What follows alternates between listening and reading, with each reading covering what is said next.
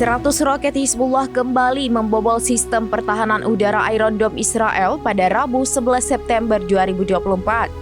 Akibat serangan besar-besaran tersebut, seorang tentara Israel dilaporkan kritis terkena pecahan peluru.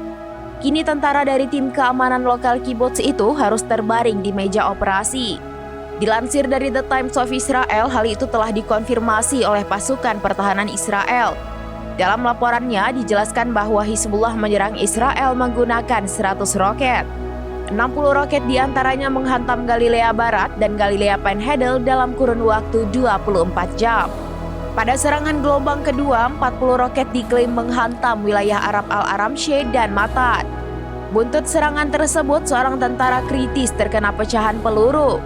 Tentara itu pun langsung dievakuasi ke rumah sakit Rambam di Haifa.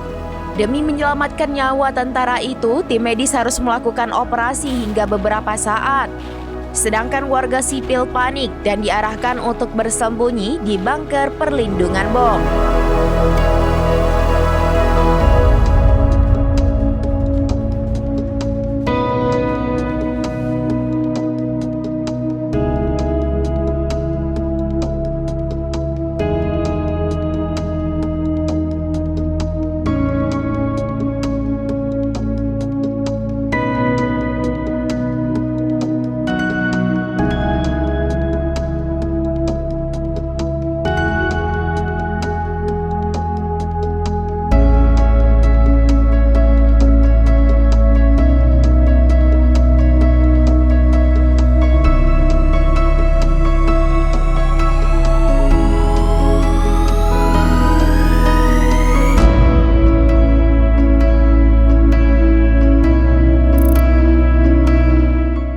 Download Tribun X sekarang, menghadirkan lokal menjadi Indonesia.